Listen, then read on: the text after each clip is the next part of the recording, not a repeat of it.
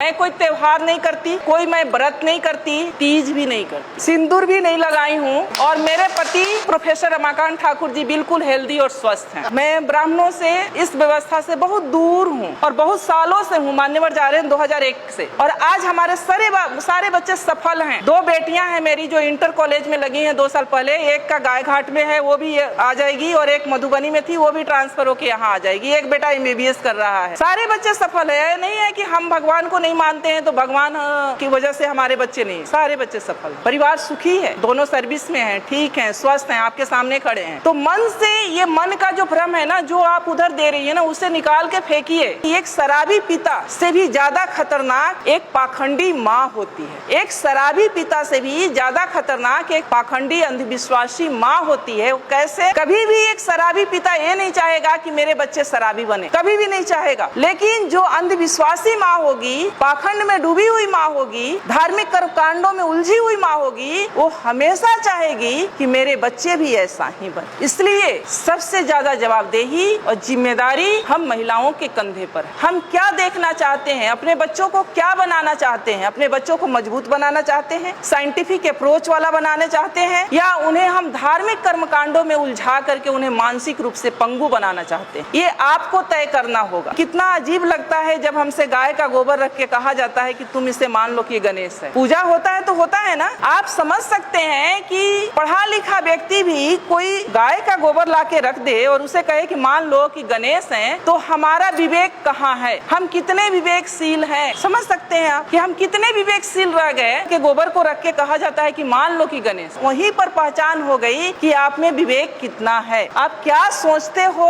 और क्या नहीं सोच सकते हो, सोचने की क्षमता आपकी कहाँ तक है। मानसिक टेस्ट, वो पैरामीटर, तो आप उन सब चीजों से निकले। बुद्ध शरण हंस जी लिखे हैं 4 खूंटे जिसमें हम लोग बंधे हुए हैं। उन 4 खूंटों को उखाड़ फेंकना है। पहला है ब्राह्मण पुरोहित। घर बनाते हैं हम, गृह प्रवेश किसके अनुसार होता है? गृह प्रवेश किसके अनुसार होता है? ब्राह्मण के अनुसार। बच्चे पैदा करते हैं हम, नामकरण कौन करता है? शादी विवाह ठीक करते हैं हम, बिना तिथि कुछ नहीं करते। तो वो जानता है, जबकि वो ऐसा है कि वो आपसे हो सकता है कि बिना पढ़ा लिखा ब्राह्मण हो, कुछ नहीं जानता हो, लेकिन वो जैसे नचाएगा आप वैसे नाचेंगे। दूसरा खूंटा है उनके शास्त्र, जो उन्होंने शास्त्र लिखे हैं। वेद है, उपनिषद है, गीता है, महाभारत है, मनुस्मृति है, जिसमें महिलाओं के लिए पता है आप लोगों को क्या लिखा है? महिलाएं एक लता की समान है। लता मतलब समझती हैं, जो ये बेल होती है, बेल, तुरई की बेल होती है, लौकी की बेल होती है, उसके समान है। यानी उसमें कोई दम नहीं होता है, कोई शक्ति नहीं होती है, उसको ऊपर चढ़ने के लिए सहारे की जरूरत होती है। उसी तरह से महिलाओं को माना है कि महिलाएं एक लता के समान है, जिसे बचपन में पिता के अधीन, युवावस्था में पति के अधीन और वृद्धावस्था में पुत्र के अधीन रहना चाहिए। आगे कहता है कि महिलाएं नरक की द्वार हैं। कितनी गालियां दी गई है। तीसरा है उनके त्योहार। मैंने अभी कहा कि त्योहार का मतलब होता है तुम्हारी हार। यानी हम जो भी त्योहार मनाते हैं, अगर उसका सही तरीके से विश्लेषण किया जाए तो हम अपने महापुरुषों के हार का जश्न मनाते हैं। कितने नालायक लोग हैं हम लोग। उनके तीर्थ, जो ये तीर्थ स्थल हैं, अब जब खोज हो रहा है, हमारे लोगों ने भी जब खोज की शुरू किया है, तो 99% ये तीर्थ स्थल बुद्ध से जुड़ा हुआ है। ये जो तीर्थ स्थल है वो बुद्ध का है, जहाँ बौद्ध मठ हुआ करता था, और उसको इन्होंने तीर्थ स्थल में कहीं किसी धाम में, कहीं किसी धाम में कन्वर्ट करके धार्मिक स्थल के रूप में प्रचारित कर। तो जो संसाधन, जो पैसा आप लोग खर्च करती है तीर्थ पर, वो पैसा आप लोग खर्च करें अपने बच्चों के पढ़ाई पर। इन्हें उखाड़ फेंको। ये 4 चीजें हैं, और ये 4 चीज से जिस दिन आप उखाड़ देंगी, जिस दिन आप इससे दूर हो जाएंगी, उस दिन से शायद मुझे लगता है कि आपकी तरक्की शुरू हो जाएगी। एक मेरी जैसी ही पढ़ी लिखी लड़की थी, शादी उसकी एक ऐसे परिवार में हो गई जहाँ लोग बहुत धार्मिक विचारधारा के थे। जब वो लड़की शादी करा के अपने घर में जाती है, ससुराल जाती है, तो उसकी सासू माँ कहती है कि गाँव में एक मंदिर था, दूसरे तीसरे दिन कि बहू चलो मंदिर में हम पूजा करके आते हैं। अब वो लड़की सोचती है कि हम तो मंदिर को मानते, हम तो भगवान को मानते नहीं है। अब लेकिन सासू माँ से उसके सामने दिक्कत ये है कि 2 दिन की गई हुई बहू सासू माँ को कैसे मना कर दे कि हम मंदिर में नहीं जाएंगे, भगवान को नहीं मानते हैं, ये तो गलत हो जाएगा। वो जाती है सासू माँ के साथ, हाथ में बाल्टी ले लेती है, कुआं होता है आप लोग जानती है मंदिर के पास, जहाँ से पानी लेके, या नल होता है, पानी लेके मंदिर में धुलाई किया जाता है या जल चढ़ाया जाता है। वो जब वहाँ पहुँचती है बाल्टी लेके, तो देखती है कि गाय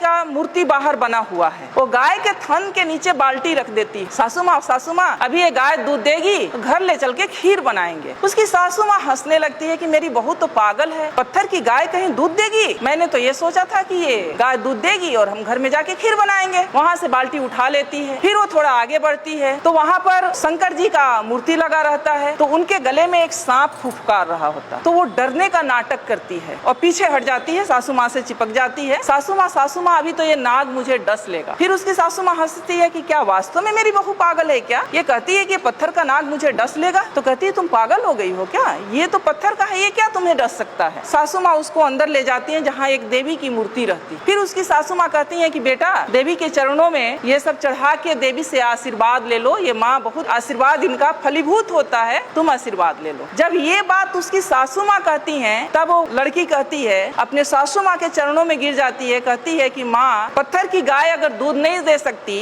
और एक बाघ भी बाहर बना हुआ था उसे भी देख के डरी थी, पत्थर का बाघ मुझे खा नहीं सकता, पत्थर का नाग मुझे डस नहीं सकता, तो ये पत्थर की देवी मुझे आशीर्वाद भी नहीं दे सकती। मेरी देवी आप हो और मैं तो आपकी सेवा करूंगी और मुझे तो आपका आशीर्वाद चाहिए। कि जो समाज ये कहता है कि हम सब हिंदू हैं और हिंदू आज खतरे में हैं, इसलिए हम सबको इकट्ठे होकर रहना चाहिए, जुड़ कर रहना चाहिए, वही समाज क्योंकि वो शीर्ष पर बैठा हुआ है, सारी व्यवस्थाओं की बागडोर उसके हाथ में है, फूले जैसे पिक्चर को जनसाधारण के बीच में दिखाने से गुरेज कर रहा है। मेरा एक सवाल है, क्या महात्मा ज्योतिबा फूले और सावित्रीबाई फूले जिनके जीवनी पर ये पिक्चर बना है, क्या वो हिंदू नहीं थे? क्या वो हिंदू व्यवस्था को नहीं मानते थे? और अगर वो हिंदू व्यवस्था को मानते थे, हिंदू थे, तो फिर इस पिक्चर को जनसाधारण के बीच दिखाने से गुरेज क्यों? ये एक बहुत बड़ा सवाल है जो सिर्फ मेरे नहीं, जो लोग आज एक झंडे के नीचे एकत्र होने के लिए हिंदुत्व के नाम पर मरे जा रहे हैं, उनको सोचने वाली बात। सावित्रीबाई फूले और ज्योतिबा फूले एक ऐसा नाम है जिन्होंने आपको आज इस स्थिति में बैठने का हक दिया। अगर मैं आज एक प्रोफेसर हूँ तो इसका भी श्रेय ज्योतिबा फूले और माता सावित्रीबाई फूले को जाता है, क्योंकि अगर वो ये प्रयास नहीं किए होते तो हम महिलाएं ना कोई डॉक्टर बनता, ना इंजीनियर बनता, ना प्रोफेसर बनता। सिर्फ महिलाएं ही नहीं, कोई भी SC ST OBC का व्यक्ति और सभी वर्ग की महिलाएं, मैं कहती हूँ कि महिलाओं का मतलब सिर्फ SC ST OBC की नहीं बल्कि सामान्य वर्ग की भी महिलाएं, सभी वर्ग की महिलाएं आज जो कुछ भी हैं हम लोग, वो हम माता सावित्रीबाई फूले और ज्योतिबा फूले की देन है। रही उनके संघर्ष की बात तो मैं बता दूं कि माता सावित्रीबाई फूले जब मात्र 7 वर्ष की थी तब उनके हाथ एक इंग्लिश की किताब लगी, अंग्रेजी की बुक लगी और उसके पन्ने पलट रही थी। इतने में उन पर नजर उनके पिता की पड़ती है और वो उनके हाथ से किताब छीनकर खिड़की के बाहर फेंक देते हैं, क्योंकि उस समय महिलाओं के लिए पढ़ना लिखना पाप समझा जाता था। SC ST OBC के पुरुषों के लिए और सारी महिलाओं के लिए पढ़ने लिखने का कोई अधिकार नहीं था। और उनकी 9 वर्ष की अल्पायु में आप समझ सकते हैं कि 9 वर्ष की कितनी कम उम्र होती है, क्योंकि उस समय बाल विवाह प्रचलित था। 9 वर्ष की उम्र में उनकी शादी हो जाती है। संजोग कहिए, उनका सौभाग्य कहिए कि उनकी शादी ज्योतिबा फूले से होती, और जब शादी होती है तो ये इच्छा को वो ज्योतिबा फूले के सामने रखती। और जब ज्योतिबा फूले खेतों में काम कर रहे होते हैं तो जब खाना लेके माता सावित्रीबाई फूले जाती हैं खेतों में तो अपने साथ वो किताब भी रख कर ले जाती। किताब रख कर ले जाती हैं तो ज्योतिबा फूले वहाँ उनको कुछ टास्क दिए होते हैं, वो कहते हैं उन्हें पढ़ाने लगते हैं। जब घर से बाहर वो खेतों में उनको पढ़ाते हैं,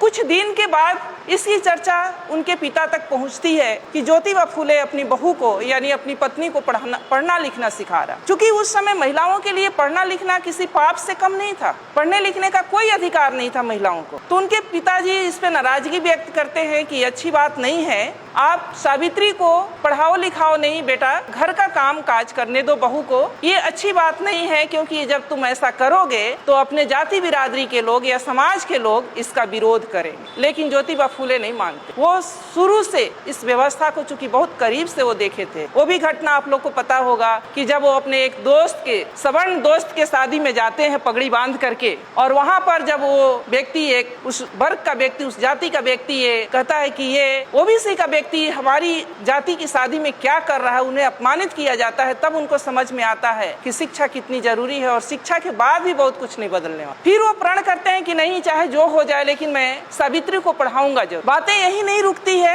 एक दिन उनके पिता उनके सामने एक शर्त रखते हैं कि या तो बहू को यानी सावित्री को पढ़ाना लिखाना छोड़ दो या तो मेरा घर छोड़ दो। उस समय सावित्री बाई भी हक्के बक्के रह जाती हैं कि पिता समान ससुर दो तरह की शर्त रख दिए, या तो मैं पढ़ना लिखना छोड़ दूं या पति के साथ मैं घर को छोड़ दूं। ज्योतिबा फूले कहते हैं कि डरने की बात नहीं है, हम पढ़ना लिखना नहीं छोड़ेंगे, तुम्हें पढ़ना लिखना है और हम पिता का घर छोड़ेंगे। उस समय बिना झिझक बिना कुछ लिए वो अपने माता पिता का घर ज्योतिबा माता सावित्री बाई फूले के साथ छोड़कर घर से निकल जाते। आज जो हिंदू मुस्लिम हो रहा है उस पर मैं थोड़ा बात करना चाहूंगी। उस्मान शेख एक नाम है जो ज्योतिबा फूले के बहुत अच्छे दोस्त हुआ करते थे। पूना के पेठ बाजार में रहते थे। जब वो घर से निकाल दिए जाते हैं तो उसी पूना के पेठ बाजार में जाते हैं और एक रूम लेते हैं, कमरा लेते हैं, रहने लगते हैं। उस्मान शेख से मिलते हैं। उस्मान शेख भी प्रगतिशील विचारधारा के थे। उस समय पर उस्मान शेख उनका मदद करते हैं ज्योतिबा फूले का। आप सोच सकती हैं कि उनके पिताजी ने उन्हें घर से निकाल दिया बहू के साथ। ये भी नहीं सोचा कि बेटा जाएगा तो रहेगा कहाँ, इसके पास कोई रोजगार है न कोई नौकरी है, लेकिन उस दोस्त ने उन्हें पनाह दी। उनके रोजमर्रे की जितने सामान थे वो खरीद के उन्होंने दिया। अपने घर का एक कोना उन्हें स्कूल खोलने के लिए दी और वहाँ पर वो स्कूल खोलते। सावित्री बाई फूले का पढ़ाई लिखाई जारी रहता है। उस्मान शेख जी की एक बहन होती हैं फातिमा शेख, वो और सावित्री बाई फूले। फिर उनकी चिंता बढ़ती है, इसीलिए वो सावित्री बाई फूले को पढ़ा रहे थे कि ताकि लड़कियों को पढ़ाने में सुविधा हो जाए। वो अपने समाज में SC ST OBC और महिलाओं के लिए शिक्षा का अलख जगाना चाहते थे। दोनों ने मिलकर स्कूल खोला। जब सावित्री बाई फूले स्कूल जाया करती थी पढ़ाने के लिए, ऐसा नहीं था कि वो स्कूल किसी जाति विशेष के लिए था या किसी वर्ग विशेष के लिए था। वहाँ महिलाओं के लिए था, बच्चियों के लिए था और किसी भी कास्ट की किसी भी जाति की बच्चियां जा सकती थी पढ़ने के लिए। उन पे गोबर और कीचड़ फेंके गए, उन्हें गालियां दी गई, उन्हें पत्थरों से मारा गया, उनका अपमान किया गया, लेकिन वो झुकी नहीं, न वो रुकी, अनवरत उस काम में लगी रही। फिर जब इस बात से उन्हें परेशानी हुई तो माता सावित्री बाई फूले और ज्योतिबा फूले ने कि कीचड़ भरे कपड़ों में कैसे बच्चों को पढ़ाया जाए, तब उन्होंने एक बीच का रास्ता निकाला कि ये काम तो हमें नहीं छोड़ना है जो हमने स्कूल खोला है बच्चियों को पढ़ाने का है। तो एक कपड़ा, एक साड़ी वो अपने साथ थैले में करके ले जाती थी और एक साड़ी पहन कर जाती थी। जिस साड़ी पर गोबर और कीचड़ फेंके जाते थे उस साड़ी को खोल करके रख देती थी और दूसरा साड़ी पहनकर बच्चियों को पढ़ाती थी। और फिर जब आना होता था तो वो साड़ी खोल के रखती थी और गोबर और कीचड़ वाली साड़ी पहनकर घर। आप सोच सकती हैं कि वो महिला जिनके कोई औलाद नहीं थे, सावित्री बाई फूले के कोई अपने बच्चे नहीं थे, अपने संतान नहीं थे, इसके बावजूद भी उन्होंने इतना अपमान क्यों झेला दूसरी लड़कियों को पढ़ाने। आज हम लोग अगर सावित्री बाई फूले की चर्चा कर रहे हैं तो उसके पीछे का राज यही है कि वो निस्वार्थ भाव से पूरे समाज की महिलाओं को मुख्य धारा से जोड़ने के लिए उन्होंने ये काम किया और इसमें हजारों रोड़े आए, उन्हें घर से निकाला गया, उन्हें अपमानित किया गया, उन पर कीचड़ और गोबर फेंके गए, फिर भी वो कभी रुकी नहीं। फूले दंपति इतना अपने काम के प्रति अड़िग थे कि लाखों परेशानियां आने के बावजूद भी वो दोनों रुके नहीं। इतना ही नहीं, उस समय चूंकि कम उम्र में शादी हो जाती थी तो लड़कियां कम उम्र में शादी होने की वजह से बाल विधवाएं भी हो जाती थी और एक बहुत बड़ा अत्याचार महिलाओं के ऊपर बाल विधवा के रूप में था। अगर कोई बाल विधवा हो जाती उसके बाल मुड़ दिए जाते, जैसा कि मान्यवर ने बताया। उसको अच्छा खाने का हक था, न अच्छा पहनने का अधिकार था, उसे कहीं एक रूम में कोठरी में डाल दिया जाए, यानी उसकी जिंदगी एक नरक के बराबर हो गई थी। उससे माता सावित्री बाई बहुत व्यथित थी। उन्होंने इस बात की भी चर्चा ज्योतिबा फूले से की और उन दोनों ने मिल करके एक बाल विधवा आश्रम खोले, जहाँ जो उपेक्षित बाल विधवाएं हैं या जो वैसी बाल विधवा जो माँ बनने वाली हैं किसी कारण से और समाज उनको या परिवार उनको स्वीकार नहीं कर रहा है, वो वहाँ आकर अपनी बच्चों को जन्म दे सकती थी। इतना बड़ा काम उन लोगों ने सिर्फ और सिर्फ समाज के लिए किया। और आज हमने जैसा कि कहा कि पढ़ने लिखने का जो अधिकार मिला, अगर ज्योतिबा फूले नहीं होते, सावित्री बाई फूले नहीं होती तो छत्रपति साहू जी महाराज नहीं होते, छत्रपति साहू जी महाराज नहीं होते तो फिर बाबा साहब भी नहीं होते, और बाबा साहब नहीं होते तो ये संविधान नहीं होता, ये संवैधानिक अधिकार नहीं होता, और आज हम यहाँ बोल नहीं रहे होते, आप लोग यहाँ सुन नहीं रहे।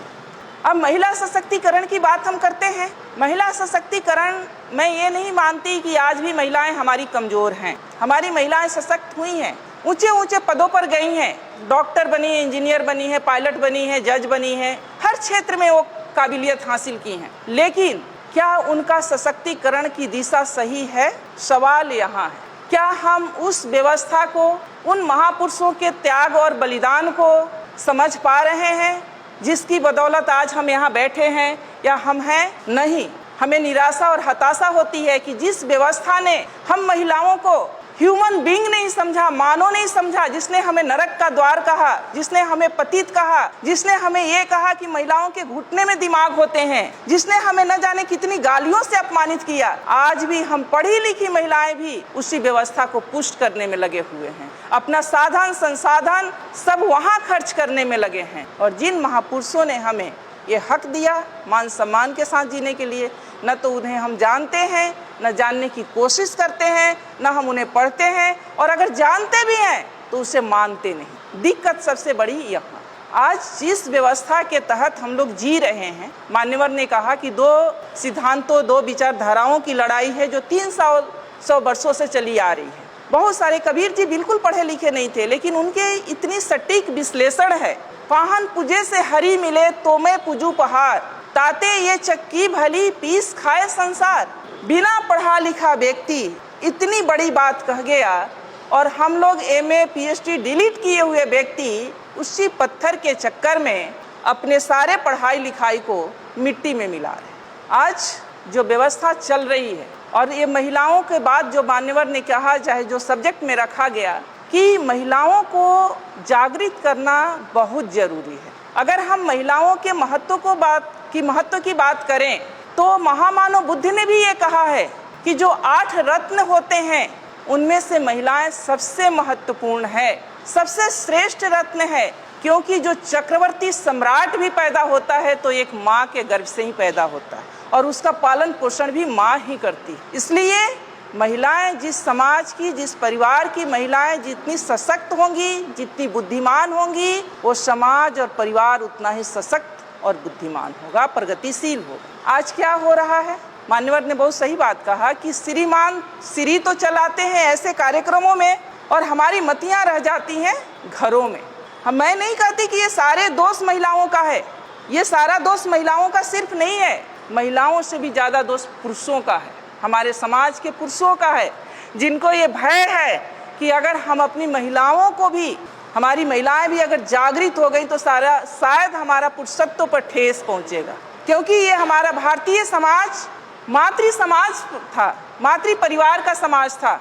सिंधु घाटी की सभ्यता को उठाकर पढ़ लीजिए, मोहनजोदड़ो की सभ्यता को उठा करके पढ़िए, मातृ सत्तात्मक परिवार हुआ करता था। माँ के नाम से परिवार का नाम होता था, वंश का नाम चलता था। लेकिन उस सभ्यता को, हमारे मूल सभ्यता को, हमारे मूल संस्कृति को मिटा करके ये जो संस्कृति और सभ्यता हम पर थोपी गई है, जिसके हम सब शिकार हैं, और आज हम उसी में आनंदित हो रहे हैं, ये गलत है। पढ़े लिखे होने के नाते हम लोगों को ये जानना बहुत जरूरी है कि हमारा दोस्त कौन है, हमारा दुश्मन कौन है, कौन सी मूल संस्कृति हमारी संस्कृति है और कौन सी मूल संस्कृति हमारी संस्कृति नहीं है। ब्राह्मणवादी व्यवस्था जो है, जिस व्यवस्था में आज हम लोग जी रहे हैं, वो व्यवस्था हमें गुलाम बनाने की व्यवस्था है, वो हमारी व्यवस्था नहीं है।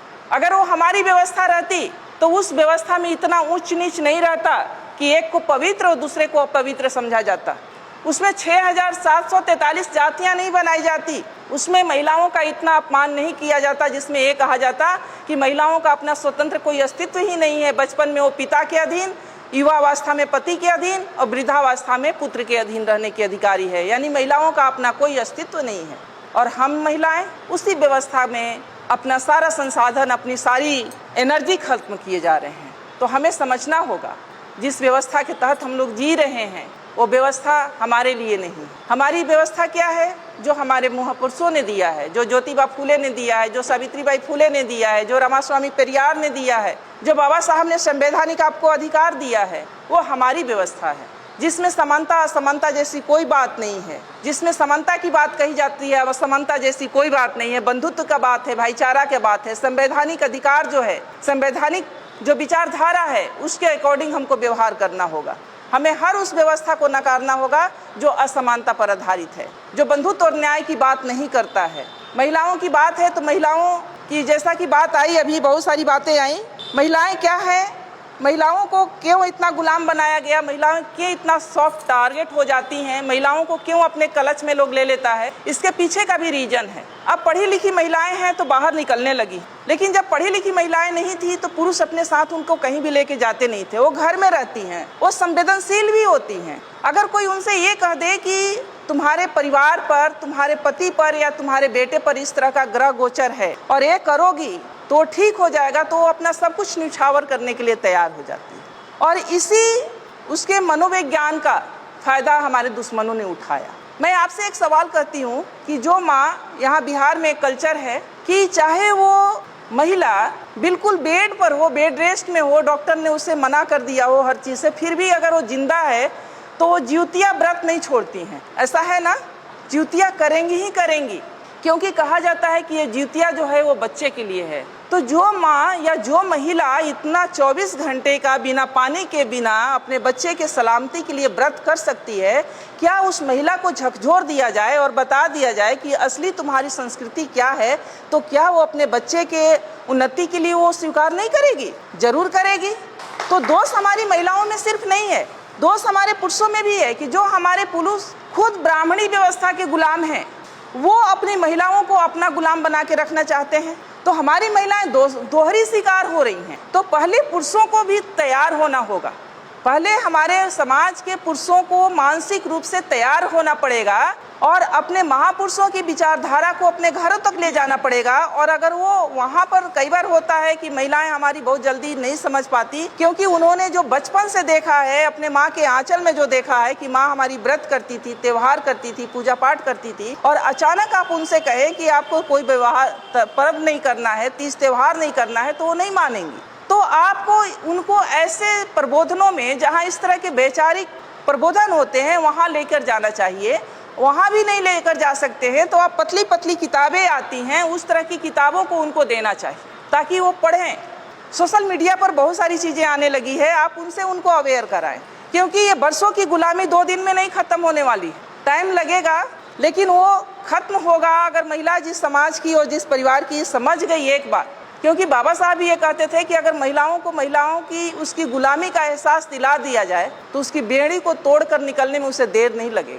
तो हमारे यहाँ जितने भी बहनें बैठी हैं, माताएं बैठी हैं, उनसे भी मेरा अनुरोध है, और जितने भी हमारे पुरुष भाई बैठे हैं उनसे भी अनुरोध है कि ये हम सभी को सहयोग से इस तरह के कार्यक्रमों को सफल बनाने के लिए, सहयोग से सभी को ये परिवर्तन के लिए, घरों में कई बार क्या होता है कि जब महिलाएं थोड़ी प्रगतिशील होती है और पुरुष प्रगतिशील नहीं होते हैं तो वहीं लड़ाई शुरू हो जाती है। पुरुष ये कहना शुरू कर देते हैं कि ये थोड़ी पढ़ लिख के क्या गई, ये बातों को नहीं मानती या मेरी बातों को नहीं मानती। और कई बार अब ये भी देखा जाता है, उसका दूसरा भी पक्ष है कि महिलाएं जब पढ़ लिख जा रही हैं, लड़कियां जब पढ़ लिख जा रही हैं, तो वो भी पुरुषों को तरजीह नहीं दे रही हैं। तो मैं यहाँ पर ये भी कहना चाहूँगी कि पुरुष और महिला दोनों एक साइकिल का जो 2 चक्के होते हैं, 2 पहिए देखा आप लोगों ने साइकिल, अगर एक पहिए को पंचर कर दिया जाए और दूसरे का टायर ट्यूब सही रहे तो क्या जहाँ पर जाना है वहाँ तक हम उस साइकिल से पहुँच सकते हैं?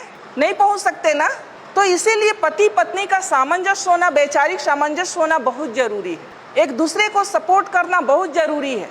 और अगर पति अगर प्रगतिशील हैं, इस तरह के प्रबोधनों से अगर वो सशक्त हो गए हैं और पत्नी नहीं किसी तरह से मान रही हैं, तो आप उन्हें ब्लेम मत करें कि वो नहीं मानती हैं। आप एक तो उनको ऐसे कार्यक्रमों में ले जाएं, दूसरे में पतली पतली किताबें दें, उनसे धीरे धीरे बातें करें, उन्हें बताएं, तभी वो सशक्त हो सकती हैं या सुन सकती हैं, आपको बातों को समझ सकती। अभी जो समाज में ये चल रहा है, देश में ये चल रहा है कि हिंदू असुरक्षित हैं और हिंदुओं एक हो जाओ, मुस्लिम सिर्फ बहाना है, टारगेट पर SC ST OBC हैं, मूल निवासी हैं। जो आपको ये दिखाया जा रहा है हिंदू मुस्लिम का सीन, वो वास्तव में हिंदू मुस्लिम का सीन नहीं है। हिंदू मुस्लिम के आड़ में SC ST OBC को कैसे घुटने पर लाया जाए, जो थोड़ा सा ऊपर उठ गया है, कैसे उसे बर्बाद किया जाए, ये पूरे षड्यंत्र देश में चल रहा है। अब है कि स्त्रियों का शोषण सबसे ज़्यादा कहाँ हो रहा है, तो स्त्रियों का शोषण सबसे ज़्यादा धर्मों ने किया है। जो धर्म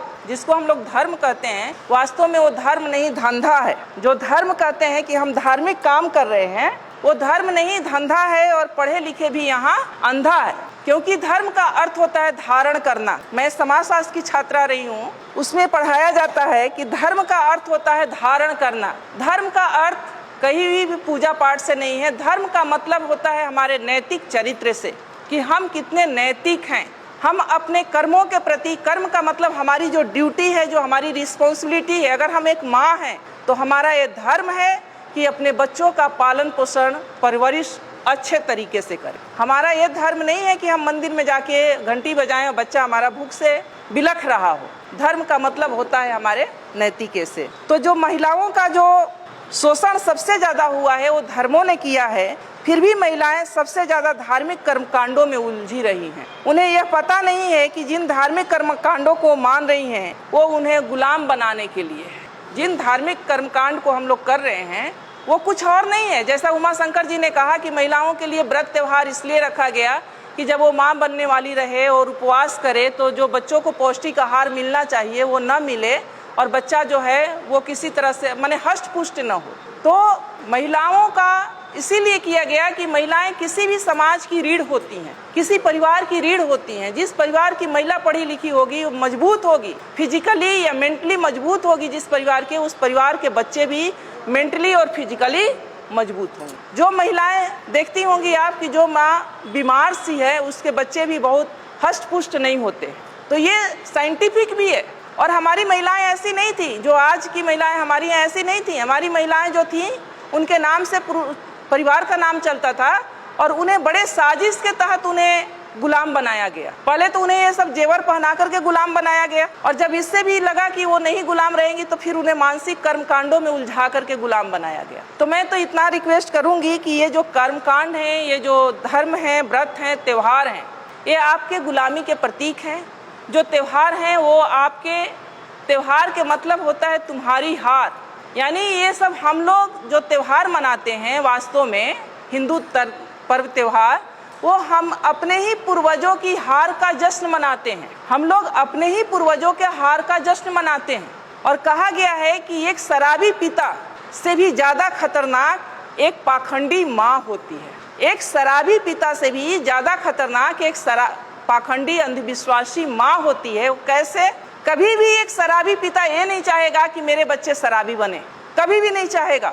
लेकिन जो अंधविश्वासी माँ होगी, पाखंड में डूबी हुई माँ होगी, धार्मिक कर्मकांडों में उलझी हुई माँ होगी, वो हमेशा चाहेगी कि मेरे बच्चे भी ऐसा ही बने। इसलिए सबसे ज़्यादा जवाबदेही और जिम्मेदारी हम महिलाओं के कंधे पर है। हम क्या देखना चाहते हैं, अपने बच्चों को क्या बनाना चाहते हैं? अपने बच्चों को मजबूत बनाना चाहते हैं, साइंटिफिक अप्रोच वाला बनाना चाहते हैं, या उन्हें हम धार्मिक कर्मकांडों में उलझा करके उन्हें मानसिक रूप से पंगु बनाना चाहते हैं? ये आपको तय करना होगा। अगर कोई भी माँ, मैं उदाहरण, कोई भी माँ अगर चाह ले कि मुझे अपने बच्चे को ऐसा बनाना है, तो मैं चाहती हूँ कि दुनिया की कोई भी ताकत उसे रोक नहीं सकती। अगर जो माँ अगर ठान ले कि मुझे अपने बच्चे को कैसा बनाना है, अगर चाह ले कि मुझे अपने बच्चे को एक सफल, सशक्त, मजबूत बनाना है, मानसिकता वाला, तो कोई भी दुनिया की ताकत उसको डिगा नहीं सकती। लेकिन कैसे वो बच्चा बनेगा? जब माँ ही उलझी रहेगी, माँ को देखेगा कि माँ हमारी मंदिर में घंटी बजा रही है, तो बच्चा अपने पर कैसे विश्वास, बच्चे को भी यही विश्वास होगा कि जब तक ये भगवान जी नहीं चाहेंगे हम कुछ नहीं बनेंगे। मैं ये नहीं कहती हूँ कि आप लोग एकदम पूजा पाठ को छोड़ दीजिए, लेकिन मैं एक छोटी सी कहानी आप लोग के सामने कहूँगी। एक मेरी जैसी ही पढ़ी लिखी लड़की थी, शादी उसकी एक ऐसे परिवार में हो गई जहाँ लोग बहुत धार्मिक विचारधारा के थे। जब वो लड़की शादी करा के अपने घर में जाती है, ससुराल जाती है, तो उसकी सासू माँ कहती हैं, वैसे भी अमूमन होता है कि गांव में ही एक मंदिर था, दूसरे तीसरे दिन कि बहू चलो मंदिर में हम पूजा करके आते हैं। अब वो लड़की सोचती है कि हम तो मंदिर को मानते, हम तो भगवान को मानते नहीं है। अब लेकिन सासू माँ से उसके सामने दिक्कत ये है कि 2 दिन की गई हुई बहू सासू माँ को कैसे मना कर दे कि हम मंदिर में नहीं जाएंगे, भगवान को नहीं मानते हैं, ये तो गलत हो जाएगा। वो जाती है सासू माँ के साथ, हाथ में बाल्टी ले लेती है, कुआं होता है आप लोग जानती है मंदिर के पास, जहाँ से पानी लेके, या नल होता है, पानी लेके मंदिर में धुलाई किया जाता है या जल चढ़ाया जाता है। वो जब वहाँ पहुँचती है बाल्टी लेके, तो देखती है कि गाय का मूर्ति बाहर बना हुआ है। वो गाय के थन के नीचे बाल्टी रख देती है। सासू माँ अभी ये गाय दूध देगी तो घर ले चल के खीर बनाएंगे। उसकी सासू माँ हंसने लगती है कि मेरी बहू तो पागल है, ये पत्थर की गाय कहीं दूध देगी। बोली अरे मैंने तो ये सोचा था कि ये गाय दूध देगी और हम घर में जाके खीर बनाएंगे। वहाँ से बाल्टी उठा लेती है, फिर वो थोड़ा आगे बढ़ती है तो वहाँ पर जो शंकर जी का मूर्ति लगा रहता है तो उनके गले में एक सांप फुफकार रहा होता है। तो वो डरने का नाटक करती है और पीछे हट जाती है, सासू माँ से चिपक जाती है। सासू माँ अभी तो ये नाग मुझे डस लेगा। फिर उसकी सासू माँ हंसती है कि क्या वास्तव में मेरी बहू पागल है क्या? ये कहती है कि पत्थर का नाग मुझे डस लेगा। तो कहती है तुम पागल हो गई हो क्या? ये तो पत्थर का है, ये क्या तुम्हें डस सकता है? तो बोली अच्छा नहीं डसेगा तो नहीं। तो लड़की समझती है दिमाग से कि अब मैं सही रास्ते पर हूँ, अब सासू माँ को समझाना थोड़ा आसान हो जाएगा। फिर उसके बाद सासू माँ उसको अंदर ले जाती हैं जहाँ एक देवी की मूर्ति रहती। फिर उसकी सासू माँ कहती हैं कि बेटा देवी के चरणों में ये सब चढ़ा के देवी से आशीर्वाद ले लो, ये माँ बहुत जो है आशीर्वाद इनका फलीभूत होता है, तुम आशीर्वाद ले लो। जब ये बात उसकी सासू माँ कहती हैं तब वो लड़की कहती है, अपने सासू माँ के चरणों में गिर जाती है, कहती है कि माँ अगर गाय का, पत्थर की गाय अगर दूध नहीं दे सकती और एक बाघ भी बाहर बना हुआ था उसे भी देख के डरी थी, पत्थर का बाघ मुझे काट नहीं खा नहीं सकता, पत्थर का नाग मुझे डस नहीं सकता, तो ये पत्थर की देवी मुझे आशीर्वाद भी नहीं दे सकती। मेरी देवी आप हो, मेरी देवी आप हो और मैं तो आपकी सेवा करूंगी और मुझे तो आपका आशीर्वाद चाहिए। आज समाज में क्या हो रहा है, मैं महिलाओं को थोड़ा आईना दिखाना चाहूंगी। आज समाज में क्या हो रहा है, हम बहुत धार्मिक बन रहे हैं, हम खूब पर्व त्यौहार कर रहे हैं, तीज त्यौहार कर रहे हैं, मंदिरों में जा रहे हैं, तीर्थ स्थानों पर जा रहे हैं और घर में हमारे बुजुर्ग को हम पूछ भी नहीं रहे हैं कि आप खाना खाएंगे या नहीं, वो हमें बोझ लग रहे हैं। हमारे वृद्ध हैं, हमारे बुजुर्ग वृद्धाश्रम में जा रहे हैं, तो ये कैसा धर्म है? धर्म ही करना है तो मानवता का धर्म करें, आप अपने बुजुर्गों का सम्मान दें। धर्म ही करना है तो अपने पति का साथ दें। धर्म ही करना है तो अपने बच्चों को सद्मार्ग दिखाएं, उनको अपना समय दें, उनको सही रास्ते पर ले जाएं, उनको जीवन में सफल बनाएं, उनमें वैज्ञानिक सोच भरें, साइंटिफिक सोच भरें उनमें। धर्म ये है, धर्म ये नहीं कहता कि आप जा करके, अगर यही धर्म होता तो हमारे महापुरुष भी यही धर्म किए होते। बाबा साहब लास्ट में जा करके उन्होंने कहा कि ये धर्म रहने के लायक नहीं है और उन्होंने लास्ट में जाके बौद्ध धर्म को स्वीकार किया। वो कहते हैं कि जो धर्म एक कुत्ता बिल्ली को गोद में पालता हो, घर में जाने का अधिकार देता हो और एक व्यक्ति को अछूत मान के उसे छूने पर भी छूना भी नहीं चाहता हो, वो धर्म नहीं हो सकता। तो हम लोग को साइंटिफिक विचार अपने में लाना होगा, तभी हम अपने महापुरुषों की बात कर सकेंगे, उनकी विचारधारा को अपना सकेंगे और उनके विचारों पर चल सकेंगे। एक बार मेरी बहस हो गई थी सोशल मीडिया पर कि मुझसे पूछा गया, कुछ बातें थी, मैंने उस पर कटाक्ष की कि कितना अजीब लगता है जब हमसे गाय का गोबर रख के कहा जाता है कि तुम इसे मान लो कि गणेश है। होता है ना, पूजा होता है तो होता है ना। आप समझ सकते हैं कि पढ़ा लिखा व्यक्ति भी कोई गाय का गोबर ला के रख दे और उसे कहे कि मान लो कि गणेश हैं, तो हमारा विवेक कहाँ है? हम कितने विवेकशील हैं? समझ सकते हैं आप कि हम कितने विवेकशील रह गए कि गाय को भी रख करके, गोबर को रख के कहा जाता है कि मान लो कि गणेश है। यानी आप वहीं पर पहचान हो गई कि आप में विवेक कितना है, आप क्या सोचते हो और क्या नहीं सोच सकते हो, सोचने की क्षमता आपकी कहाँ तक है। मानसिक टेस्ट, वो पैरामीटर, तो आप उन सब चीज़ों से निकलें। मेरा बस एक ही रिक्वेस्ट है कि उन 3-4 चीज़ करें। 4 खूंटे की बात कही गई है, IAS एक शायद मेरे पास है वो किताब, 4 खूंटे, बुद्ध शरण हंस IAS हैं।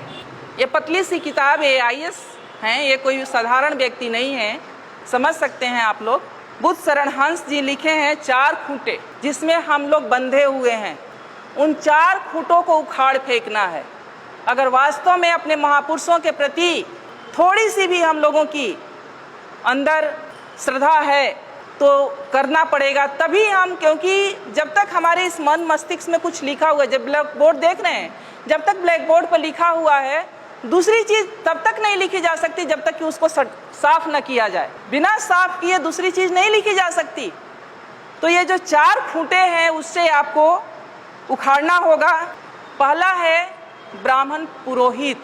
घर बनाते हैं हम, गृह प्रवेश किसके अनुसार होता है? गृह प्रवेश किसके अनुसार होता है? ब्राह्मण के अनुसार। बच्चे पैदा करते हैं हम, नामकरण कौन करता है? शादी विवाह ठीक करते हैं हम, बिना तिथि कुछ नहीं करते। तो वो जानता है, जबकि वो ऐसा है कि वो आपसे हो सकता है कि बिना पढ़ा लिखा ब्राह्मण हो, कुछ नहीं जानता हो, लेकिन वो जैसे नचाएगा आप वैसे नाचेंगे। तो सबसे पहले तो इसको छोड़िए, पहला खूंटा। दूसरा खूंटा है उनके शास्त्र, जो उन्होंने शास्त्र लिखे हैं, वेद है, उपनिषद है, गीता है, महाभारत है, मनुस्मृति है। मैं तो कहती हूँ कि उनके वेदों को भी आपको पढ़ना चाहिए।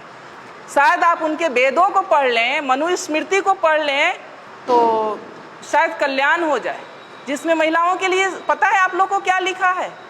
महिलाएं एक लता की समान है। लता मतलब समझती हैं, जो ये बेल होती है, बेल, तुरई की बेल होती है, लौकी की बेल होती है, उसके समान है। यानी उसमें कोई दम नहीं होता है, कोई शक्ति नहीं होती है, उसको ऊपर चढ़ने के लिए सहारे की जरूरत होती है। उसी तरह से महिलाओं को माना है कि महिलाएं एक लता के समान है, जिसे बचपन में पिता के अधीन, युवावस्था में पति के अधीन और वृद्धावस्था में पुत्र के अधीन रहना चाहिए। आगे कहता है कि महिलाएं नरक की द्वार हैं। कितनी गालियां दी गई है। तीसरा है उनके त्योहार। मैंने अभी कहा कि त्योहार का मतलब होता है तुम्हारी हार। यानी हम जो भी त्योहार मनाते हैं, अगर उसका सही तरीके से विश्लेषण किया जाए तो हम अपने महापुरुषों के हार का जश्न मनाते हैं। कितने नालायक लोग हैं हम लोग, कितने नालायक लोग हैं हम लोग, जो हम अपने ही पूर्वजों के अपमान, जो उनका अपमान हुआ। देखिए मनुस्मृति, देखिए आ गया ब्राह्मणों का संविधान, जिससे आजकल चल रहे हैं हम सब, अभी भी चल रहे हैं। संविधान लागू होने के 75 साल बाद भी हमारा व्यवहार विचार सब इससे चल रहा है, संविधान से नहीं चल रहा है। क्योंकि अगर संविधान से चल रहा होता तो समता, समानता, बंधुत्व और न्याय की बात हो रही होती। तो दूसरा है कि उनके शास्त्र का से अपना नाता तोड़ लीजिए। उनके त्योहार, उनके तीर्थ, जो ये तीर्थ स्थल हैं, अब जब खोज हो रहा है, हमारे लोगों ने भी जब खोज की शुरू किया है, तो 99% ये तीर्थ स्थल बुद्ध से जुड़ा हुआ है। ये जो तीर्थ स्थल है वो बुद्ध का है, जहाँ बौद्ध मठ हुआ करता था, और उसको इन्होंने तीर्थ स्थल में कहीं किसी धाम में, कहीं किसी धाम में कन्वर्ट करके धार्मिक स्थल के रूप में प्रचारित कर दिया। तो जो संसाधन, जो पैसा आप लोग खर्च करती हैं तीर्थ पर, वो पैसा आप लोग खर्च करें अपने बच्चों के पढ़ाई पर। मेरा कहना है कि बच्चों के पढ़ाई पर इन्हें उखाड़ फेंको। ये 4 चीजें हैं, और ये 4 चीज से जिस दिन आप उखाड़ देंगी, जिस दिन आप इससे दूर हो जाएंगी, उस दिन से शायद मुझे लगता है कि आपकी तरक्की शुरू हो जाएगी। और इसके लिए बहुत जरूरी है कि हम मानसिक रूप से बहुत मजबूत बने, तर्कशील बने। ये करना इतना आसान नहीं है। मैं आज आपके सामने खड़ी हूँ तो मुझ में कुछ परिवर्तन आप लोग को दिख रहा होगा, शायद नहीं भी दिख रहा होगा। तो कुछ चीजें मैं नहीं मानती, मैं कोई त्योहार नहीं करती, कोई मैं व्रत नहीं करती, इवन यहाँ तक कि जिउतिया भी नहीं करती, तीज भी नहीं करती, सिंदूर भी नहीं लगाई हूँ। और मेरे पति प्रोफेसर रमाकांत ठाकुर जी बिल्कुल हेल्दी और स्वस्थ हैं। मैं ब्राह्मणों से, इस व्यवस्था से बहुत दूर हूँ और बहुत सालों से हूँ। मान्यवर जा रहे हैं 2001 से, और आज हमारे सारे बच्चे सफल हैं, सारे बच्चे सफल हैं। इसी मुजफ्फरपुर में 2 बेटियां हैं मेरी जो इंटर कॉलेज में लगी हैं 2 साल पहले। एक का गायघाट में है, वो भी आ जाएगी, और एक मधुबनी में थी, वो भी ट्रांसफर होके यहाँ आ जाएगी। एक बेटा MBBS कर रहा है। सारे बच्चे सफल है। नहीं है कि हम भगवान को नहीं मानते हैं तो भगवान की वजह से हमारे बच्चे नहीं, सारे बच्चे सफल हैं। परिवार सुखी है, दोनों सर्विस में हैं, ठीक हैं, स्वस्थ हैं, आपके सामने खड़े हैं। तो मन से, ये मन का जो भ्रम है ना, जो आप उधर दे रही है ना, उसे निकाल के फेंकिए और आप समझिए कि ये घर मेरा मंदिर है, परिवार ही मेरे देवता हैं। मेरे बुजुर्ग जो हैं, मैं ये मानती हूँ कि जो हमारे बुजुर्ग हैं, माता पिता, सास ससुर, जब तक मेरे ससुर जी जिंदा रहे, हस्बैंड आते थे या नहीं आते थे, मेरा निजी मामला है, लेकिन कभी कभी कहना पड़ता है। मैं गांव में आकर के, साल में 4 बार 5 बार मैं गांव में आकर के मैं अपने फादर इन लॉ के लिए रहती थी। क्योंकि मेरे फादर इन लॉ एक बार गए थे मुरादाबाद, मेरे बड़े जेठ नहीं हैं, तो जेठानी जो हैं तो घर नहीं छोड़ के जा सकते थे, तो उनकी वजह से मैं आके साल में 4 बार 5 बार 5-5 6-6 दिन रहती थी उनकी सेवा के लिए। वो मेरे लिए देवता थे। मेरे माँ बाप, मेरे सास ससुर, वो मेरे बड़े बुजुर्ग मेरे लिए देवता थे। तो मैं यही अनुरोध, मेरी माता जी बैठी हैं, इनसे बड़ा देवता कोई नहीं है। ये जिनके घर में भी हैं, उनसे, उनके घर के लिए मैं बताऊं कि उनसे बड़ा कोई देवता नहीं है। और कहीं उनको तीर्थ और मंदिर और मस्जिद और कहीं तीर्थ यात्रा पर जाने की जरूरत नहीं है जिनके घर में बुजुर्ग हैं और जिनके घर में बच्चे हैं। लेकिन इसके लिए आपको अपने अंदर से मजबूत बनना पड़ेगा, अपने भय को निकालना पड़ेगा, अपने डर को निकालना पड़ेगा। अगर सावित्रीबाई फुले भी हमें लोग के जैसा अगर उसी व्यवस्था में उलझी हुई होती, पेशवाओं का राज था उस समय, आप सोच सकती हैं कि कितना शक्ति थी, तो आज यहाँ उनका बैनर लगाकर और फोटो लगाकर हम लोग चर्चा नहीं कर रहे होते। तो उसको पढ़िए, उसको समझिए, उसको जानिए और आपके जो संसाधन हैं, जो पैसे हैं, जो समय है, उसको बचाइए अपने परिवार पर, अपने समाज पर, और इस तरह के कार्यक्रमों में खर्च कीजिए। जो आप उधर खर्च करें, इस तरह के कार्यक्रम में खर्च कीजिए, लोगों को इकट्ठा कीजिए, उनमें ये जागृति फैलाइए, ये विचार फैलाइए, तो शायद इससे ही हमारे समाज का कल्याण होना है। नहीं तो अगर हम उधर हैं तो उधर एक पशु से ज़्यादा हमारा महत्व नहीं है। उधर अगर हैं, हम जिस व्यवस्था में हम लोग जी रहे हैं, अगर उसी व्यवस्था में हैं तो किस स्थिति में हैं और क्या आपका महत्व है, आप लोग भी हमसे अच्छा जानते हैं। SC ST OBC के लिए क्या कहा गया है, उसको पढ़ने लिखने का अधिकार नहीं है, उसको संपत्ति रखने का अधिकार नहीं है, उसको अच्छा कपड़ा पहनने का अधिकार नहीं है, अच्छे मकान में रहने का अधिकार नहीं है। अगर उसके पास कुछ संपत्ति है तो उस पर पहला अधिकार ब्राह्मणों का बनता है, जो जब चाहे वो ले सकता है। तो क्या आप लोग चाहेंगे कि ऐसा हो? चाहेंगी? कोई माँ नहीं चाहेगी, कोई बहन नहीं चाहेगी कि हमारे बच्चों के साथ ऐसा हो। हर माँ, हर बहन यही चाहेगी कि हमारे जो बच्चे हों वो स्वतंत्रता के साथ, आज़ादी के साथ एक सशक्त मानव के रूप में ज़िंदगी जिए। तो उसके लिए व्यवस्था भी हम लोग को बनानी पड़ेगी, क्योंकि आज जिस व्यवस्था में थोड़ा सा हम लोग बोल पा रहे हैं, कह पा रहे हैं, हमारे महापुरुषों की देन है। और उनकी जो रोपे हुए पौधे का जो फल हम लोग खा रहे हैं, तो हम लोग की भी ये ड्यूटी बनती है कि अपने आने वाली पीढ़ी के लिए हम लोग भी एक रास्ता बना के जाएं, ताकि आने वाली पीढ़ी हमारे स्वाभिमान के साथ जी सके, एक मान सम्मान के साथ जी सके। मेरा जो जीवन का अनुभव है, मैं आपको बता सकती हूँ कि मैंने ऐसा नहीं है कि मैं शुरू में नहीं करती थी, मैंने 1-2 साल किया था। फिर मैं जहाँ पर रहती हूँ, मैंने देखा कि जब मेरे घर से फ़ोन जाता था कि ज्योतिया है या तीज है, चूँकि मैं सर्विस में हूँ तो मुझे भी उतना आभास नहीं होता था, छुट्टी नहीं होती वहाँ उतनी। तो मैंने कहा कि वहाँ के लोग नहीं करते, कोई नहीं जानता ये ज्योतिया क्या होता है, ये तीज क्या होता है, वो दूसरे महीने में। तो मैंने अपने दिमाग में ये सोचा कि ऐसा कैसे हो सकता है कि बिहार की माँ के लिए बच्चे अपने इतने प्रिय हैं और यहाँ की माँओं के लिए बच्चे नहीं प्रिय हैं। ये तो पूरे इंडिया में एक दिन होना चाहिए, ये तो बड़ा घालमेल है। फिर मैंने 1-2 साल मेरे तर्क चला, फिर मैंने छोड़ दिया। हमने कहा ये सब कुछ नहीं है, मन का भ्रम है, और मन के भ्रम के अंतर्गत ये सब कुछ हम लोग कर रहे हैं। तो ये सब एक तरह से हमारे मन का भ्रम ही है, और उस भ्रम में हम लोग पड़े हुए हैं। और जब तक हम लोग उस भ्रम से निकलेंगे नहीं, तब तक हम अपना सांस्कृतिक जो हमारी अपना कल्चर है उसको अपना नहीं पाएंगे। तो इसलिए मेरा एक अनुरोध यही है कि आप लोग अपने महापुरुषों को पढ़ें, उन्हें सुने, उन्हें समझें, उन्हें जानें और उनके बताए हुए मार्ग पर चलने का प्रयास करें, ताकि हमारी आने वाली जो पीढ़ी है उससे भी एक अच्छा माहौल, एक अच्छा समाज और अपने महापुरुषों से जो मिली हुई आज़ादी है उसका उपभोग करने का अवसर मिले।